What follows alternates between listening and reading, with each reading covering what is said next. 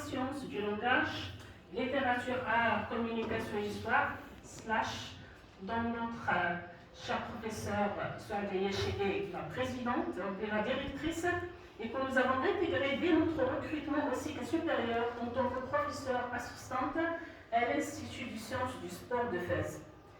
Certes, la recherche scientifique menée en parallèle avec la tâche de l'enseignement se considère comme le pendant le plus significatif et le plus distinctif de la rentabilité de tout enseignant-chercheur. Les deux missions sont menées dans un esprit de complémentarité et d'enrichissement mutuel. Dans la production scientifique postdoctorale, notre attention s'est fixée sur le développement de la thématique abordée dans notre doctorat, que nous avons pris pour un point de repère et un noyau à enrichir dans différents sens et clivages, tout en partant des premières orientations et remarques considérables de notre jury de soutenance et revenant au parcours et aux pistes qui se sont faites apparaître dans le chantier de notre recherche doctorale et que le temps n'a pas permis d'aborder tant qu'ils étaient si lents que profonds. Notre objectif, penché sur la sémiologie amazigh, s'est pointu comme but ultime l'élargissement et la variation des corpus, des outils et des approches. C'est dire que le dossier scientifique présenté dans ce contexte d'habilitation universitaire constitue les premiers pas dans cette nouvelle perspective de recherche. Se situant dans le contexte de la langue amazigh, récemment intégrée dans le système éducatif marocain, et se lançant dans l'immense chantier de sa standardisation et la préparation de ses matières de base, ses outils et métalangage, nous avons donc jugé utile de mettre la main à la pâte à travers notre modeste contribution sur la collecte du glossaire sémiotique amazigh. Un travail que nous avons estimé nécessaire et urgent pour tout chercheur désirant défricher le champ de la sémiotique amazigh en le pensant dans cette même langue et à travers elle. Cette collecte s'est aussi entamée en s'appuyant sur des travaux lexicographiques supervisés par l'Institut royal de la culture amazigh et d'autres réalisés dans le cadre de la dictionnerie amazigh couvrant le large territoire de Tamazight. Ce fait alors l'objectif de l'élaboration de notre article intitulé « Le glossaire amazigh, le glossaire sémiotique vers un métalangage amazigh », publié dans la revue Misbahia de la Faculté des Lettres et des Sciences Humaines, 16, donc le numéro 16, année 2020. La question du métalangage s'inscrit au cœur de toute recherche scientifique et s'avère primordiale, surtout pour les langues orales franchissant la voie de la scripturalisation. La question du métalangage, dans cette même vision des choses et dans cet esprit de continuité, nous avons élaboré une autre recherche publiée dans la revue Agay, numéro 5, où notre retour vers le conte oral amazigh, qui était l'objet de notre recherche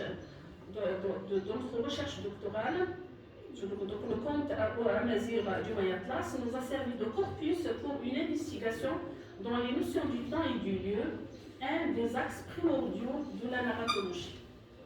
Le but de cet article est d'élucider quelques représentations liées aux deux entités majeures, en l'occurrence le temps et le lieu, structurant l'univers du conte et influant sur la trame narrative. Cet article marque ainsi une avancée dans nos réflexions sur la représentation spatio-temporelle dans l'univers du conte. Il a également permis de soumettre notre analyse antérieure à une révision critique élargie. Dans ce même itinéraire, nous avons développé l'idée d'intégrer d'autres théories sémiotiques tout en variant le corpus, étant donné que celui du conte populaire ne le permettait pas. Le roman maghrébin de Mahid Bin, Le sommet de l'esclave, est le support choisi de façon aléatoire dans un essai d'application de la sémiotique des patients sur un corpus romanesque plus approprié à ce genre d'approche. Une théorie en vogue qui a confirmé son efficacité à céder des résultats fructueux en matière d'analyse narrative. Cet article apparaît dans un ouvrage collectif de la Faculté des sciences humaines de Seyss, a été récemment présenté dans le cadre de la conférence nationale organisée en hommage à l'éminent sémiologue amazigh et professeur regretté, professeur Abdelkader Zazemahmoud. Cet hommage avait le privilège d'honorer aussi bien la culture amazigh que la sémiologie, et surtout une personne de taille comme le grand sémiologue Abdelkader, qui nous a beaucoup marqué, c'était notre professeur du dessin. Donc, dans la sémiologie en tant que science carrefour transcendant nos champs et disciplines. Aussi, l'intitulé de notre dossier d'habilitation trouve ici sa justification. Ainsi, sémiologie et narratologie, donc sémiologie et nazir, vers une sémiologie des patients, c'est l'intitulé de notre communication, aussi de l'article, spécifiant aussi bien le champ de l'étude, qui est la narratologie et nazir, que l'ouverture envisagée sur d'autres expériences théoriques sémiotiques. Tout en maintenant ce fil conducteur de la nazérité, de la sémiotique et de la narratologie, la communication présentée dans le cadre du colloque international Identité arabo-judéo-nazir, un fabuleux creuset de civilisation et de culture à explorer, organisé IFREN les 26 et 27 novembre 2021, va interpeller le contourage à nazir d'un point de vue symbolique et historique. Donc, il penche sur l'image des Juifs et sur le conte à nazir, dont le conte à nazir, constituant l'intitulé de notre communication qui consiste à faire l'inventaire des représentations attribuées par l'univers du conte populaire à nazir à une composante religieuse faisant partie des tissus sociaux marocains, et ce pour des milliers d'années. L'examen des rôles actentiels dans un ensemble de contes oraux nazir du Moyen Atlas était largement suffisant pour déceler la qualité des relations unissant nazir et juifs, et ce à travers des personnages incarnant des valeurs imprimées d'humanisme, d'intelligence, du travail, et n'est pourtant pas dépourvu quelquefois de malice. Cette étude a donc réussi à fournir un témoignage tangible, jugé plus authentique, tant qu'il est extrait du conte populaire, la forme littéraire la plus ancienne et la plus spontanée, où l'on ne peut évoquer une idéologie quelconque. Parallèlement à ces publications inscrites toutes dans la trajectoire principale de notre projet scientifique, à savoir la sémiologie et la narratologie, d'autres nouvelles pistes se sont ouvertes et explorées tout au long de notre parcours professionnel, et dont le point de conjonction fut tantôt la mazérité, qui est notre champ de recherche par excellence, tantôt les linguistiques, qui est notre spécialité de base. C'est dans cet esprit que se sont élaborés deux articles, puisant dans le champ de la poésie de résistance. C'est là un corpus qui a été collecté et qui était normalement ciblé, qui ciblait normalement une recherche qui a été dédiée. Donc là, c'était une inscription avec M. Taifi, pour travailler sur la poésie de la résistance. On a eu l'occasion de faire une bonne collecte, donc c'est l'occasion, c'est vrai qu'on a dédié pour travailler sur la sémiologie, mais quand même, l'intérêt du corpus collecté fait toujours objet d'études et de recherche. Donc là, c'est le premier sur la comparaison d'un Temarate de la résistance. Temarate, c'est une forme poétique à nazir, qui apparaître dans une publication proche qui sera assurée par la présidence de l'université, c'est de Mohamed Abdellah. Le deuxième penche sur une étude lexicographique spécifiant le champ des armes dans la poésie nazir de résistance. Notre contribution intitulée Quelle didactique pour l'apprentissage de la nazir, présentée dans le cadre du 6e International Spring Institute, tenu à la Faculté des Lettres et Sciences Humaines, 16 le 4 mai 2019, nous a permis d'approcher le domaine de la didactique nazir, en adaptation avec la trajectoire des axes du Spring, ce qui est pour nous l'occasion de s'ouvrir sur d'autres volets de recherche visant sur les nazir, qui est toujours notre champ d'investigation. Ce fut également le cas de la publication de l'article sur la toponymie marocaine, donc The Berber Language and Toponymy of Morocco, The Case of the Rieta Tribe, César, Morocco, donc apparaître dans la revue Indexi, Critique et Lumière, un travail qui est élaboré en collaboration avec M. Mohamed Abdellah, que je ne connais pas. Ibrahim Maqdim. Et dont l'objectif se veut une contribution à la collecte et à la conservation du patrimoine lexical engendré par la toponymie régionale.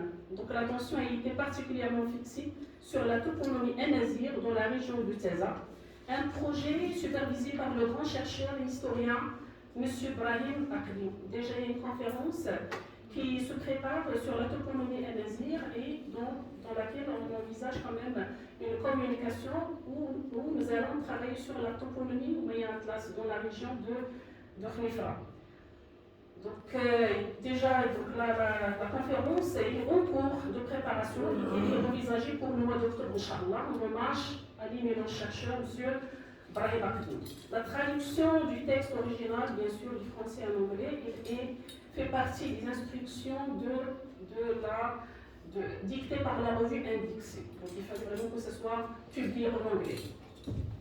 D'autres contributions sous forme d'articles de presse électronique ont pu être publiées dans des circonstances bien particulières du confinement dicté par la pandémie du coronavirus.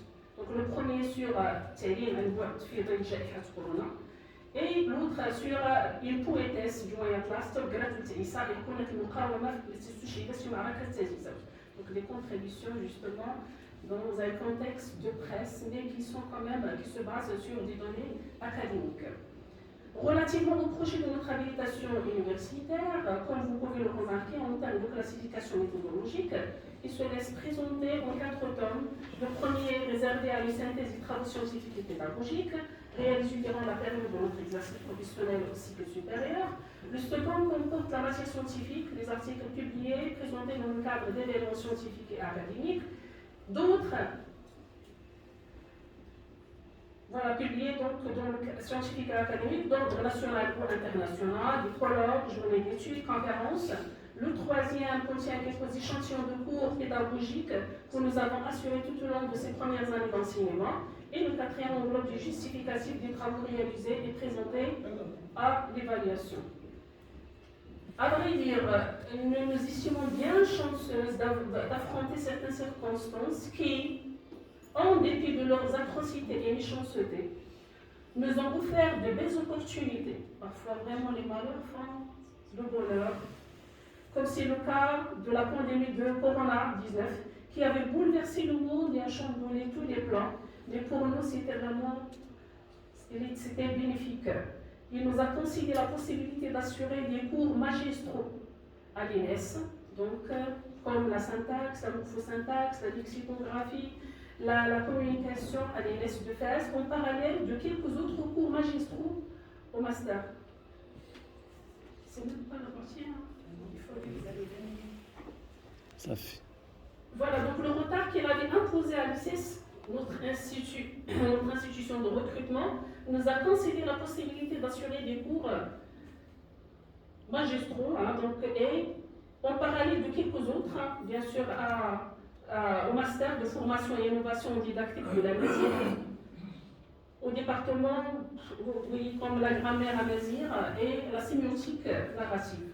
Des cours qui s'inscrivent au cœur de notre spécialité linguistique et qui avaient l'atout de nous initier à une recherche approfondie et un recyclage de nos connaissances préacquises, spécialement durant notre formation du DESA. Pour les réadapter à des corpus variés et les concevant d'autres conceptions et approches.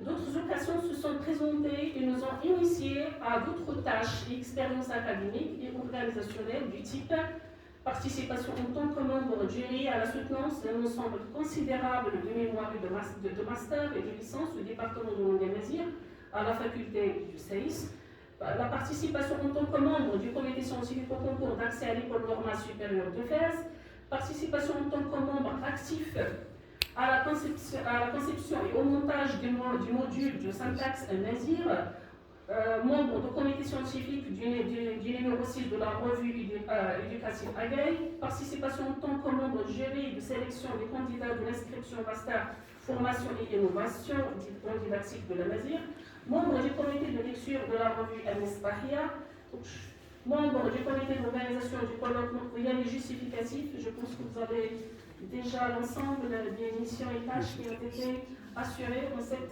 période. Donc, pour l'élaboration du contenu pédagogique, en tant que membre de l'équipe pédagogique de l'Institut des sciences du sport, je vais passer directement au projet. Parce que là, ça reste. Voilà. Donc, relativement au projet scientifique, et donc conformément aux actes du décret de l'habilitation, insistant sur les principes d'homogénéité et de continuité entre le projet doctoral et les travaux de recherche post-doctorale, notre conception future de la recherche empruntera toujours cette trajectoire de la sémiotique à Mazir, tout en passant de la sémiotique des États vers d'autres sémiotiques, entre autres la sémiotique des passions et la sémiolinguistique, sans oublier le projet de la traduction mené en parallèle avec toute autre analyse.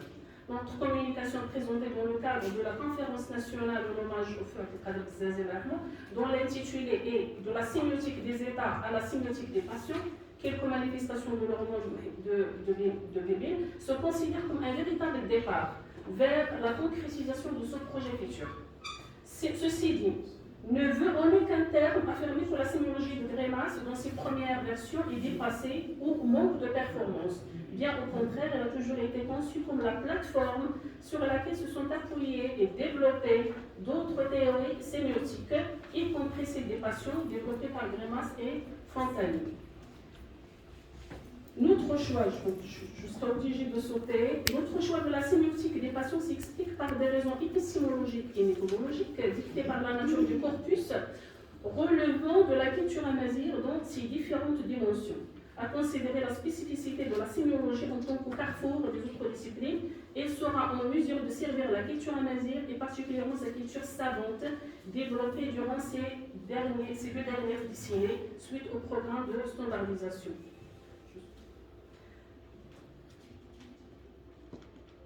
J'essaie de chercher l'essentiel. Voilà, c'est la sélection. Je